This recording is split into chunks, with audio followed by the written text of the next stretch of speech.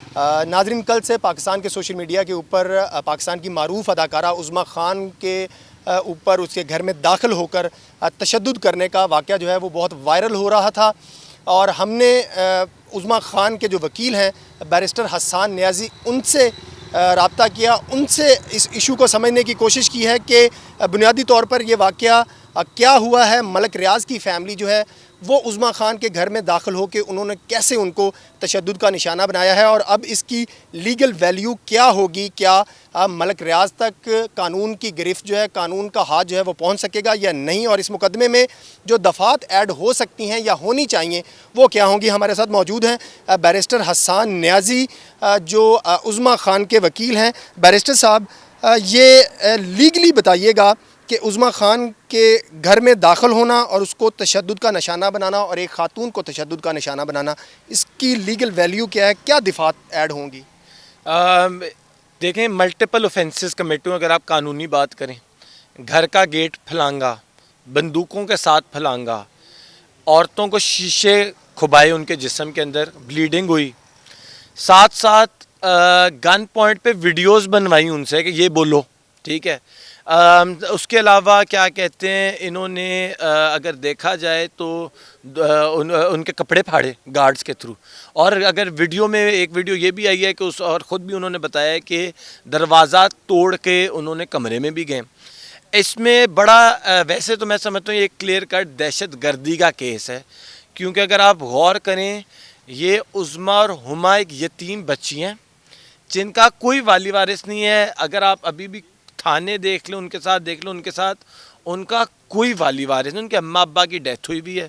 और ये यतीमों के पास इस तरह दहशत से 12-13 डशकरे बंदूकों वाले बैरिया टाउन के अगर गार्ड्स आएँ और कपड़े फाड़ें, मर्डर करते करते बच्चियाँ, वो बच्चियाँ होते होते बच्ची हैं, तो इस पे 302, 780 है, एक्सटॉर्शन की दफ़ाएं लगेंगी, इस पे 506 भी लगेगी कि थ्रेट कर रहे थे कि लाइफ डेथ का अटेम्प्टेड मर्डर में भी आना चाहिए मेरी नज़र में।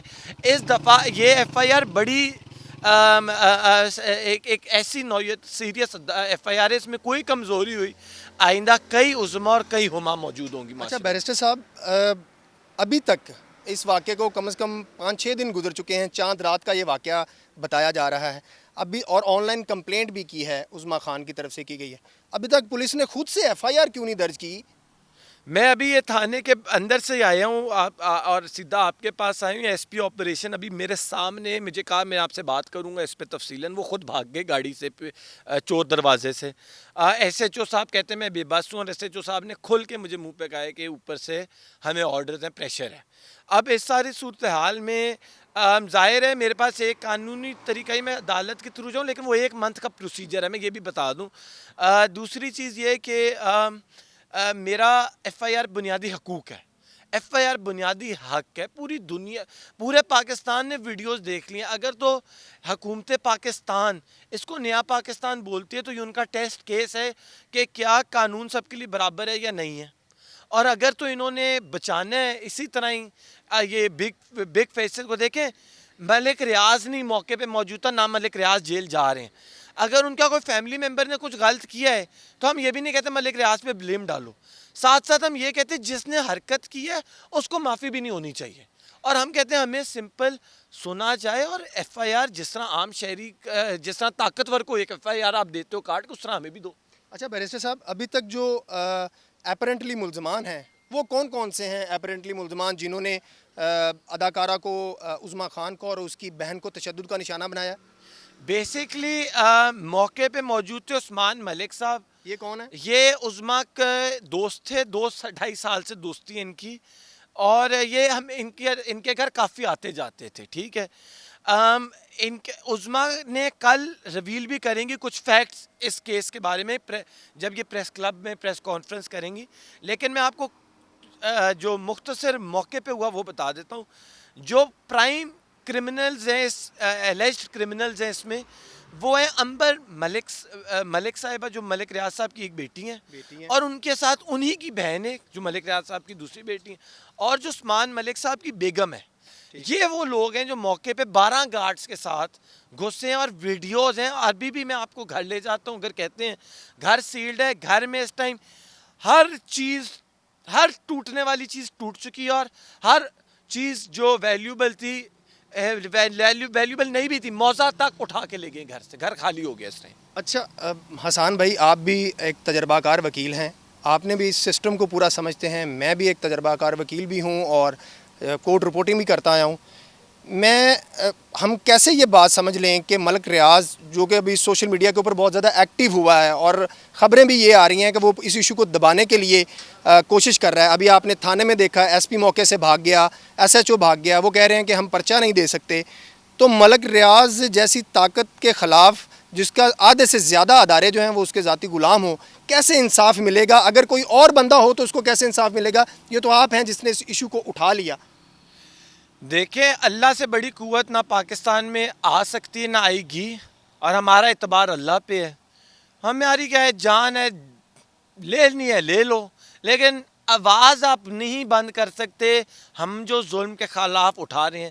ہم جب خود غلط ہیں، ہم معافی مانگتے ہیں، ہم سزا، ہم اپنے آپ کو کٹہرے میں پیش کرتے ہیں، تو یہ کون سے مائی کے لال ہیں؟ اگر پرائم منسٹر کی فیملی قانون کے آگے ان کی بہن، ان کے بچے پیش ہو سکتے ہیں اگر عدالتوں میں اور تھانوں میں، تو یہ کون سے خدا ہیں جو ادارے خریدو ادارے یار، لیکن ہمارا ایس ایچ او نہیں بکنا چاہیے۔ ہمارا ایس ایچ او اگر ہمارے ساتھ زیادتی ایف آئی آر کاٹے، اگر یہ نہیں کاٹیں گے، دیکھیں مجھے تو فرق نہیں پڑتا، میرے پہ تو گھر نہیں گھسے نا، جن کے گھر گھسے وہ کل کو خودکشی کر لیں، وہ پاکستان چھوڑ دیں گے، وہ پاکستان سے نفرت کریں گے، وہ کہیں گے ہمارا ملک ہے، ہمارے ماں باپ کی جگہ ہماری ماں تو نہیں، لیکن ہمارا ملک جو دھرتی ماں جیسی ہے، اگر وہ بھی ہمارے ساتھ زیادتی ہونے دے گی تو آپ خود سوچیں یہ یتیم بچے کہاں جائیں گے؟ آپ یتیموں کی، حضور صلی اللہ علیہ وسلم یتیم تھے، اس کو سمجھیں، وہ میں انسان کا کردار جیسا بھی ہو وہ یتیم تھے، پیریڈ۔ حضور صلی اللہ علیہ وسلم نے قرآن میں یتیم کی بات کی ہے تو انہوں نے ایف اور بٹ نہیں لگایا، بات ہی ختم۔ ہمارے ساتھ موجود تھے بیرسٹر حسان نیازی جو عظمیٰ خان کے کیس کو لے کر پلیڈ کر رہے ہیں۔ ان کا آپ نے موقف سنا، وہ بالکل کلیئر ہیں کہ عظمیٰ خان اور ہما خان دونوں اداکار بہنیں جو ہیں وہ یتیم بچیاں تھیں، ان کے ساتھ ظلم ہوا، اس لیے ان کو انصاف ملنا چاہیے۔ بیرسٹر حسان نیازی اس بات پر بھی کمیٹڈ ہیں کہ چاہے ملک ریاض ہو یا اس سے بھی بڑی کوئی طاقت ہو، لیکن اللہ کی طاقت جو ہے وہ سب سے بڑی ہے، وہ ان مظلوموں کو ضرور انصاف دلائیں گے، چاہے ملک ریاض جتنے مرضی ادارے خرید لے یا جتنا مرضی چیزوں کو مینج کر لے۔ اس کی قانونی حیثیت پہ بات کرتے ہوئے بیرسٹر حسان نیازی کا کہنا ہے کہ نہ صرف ملک ریاض کی دونوں بیٹیوں کے اوپر گھر کی دیوار پھلانگنے کا مقدمہ درج ہونا چاہیے، بلکہ ان دونوں اداکار بہنوں عظمیٰ خان اور ہما خان کو جو تشدد کا نشانہ بنایا گیا اور جو اسلحہ لے کر ان کے گھر میں داخل ہوئے، اس کے اوپر بھی کارروائی ہونی چاہیے، وہ دفعات بھی اس مقدمے میں لگنی چاہیے۔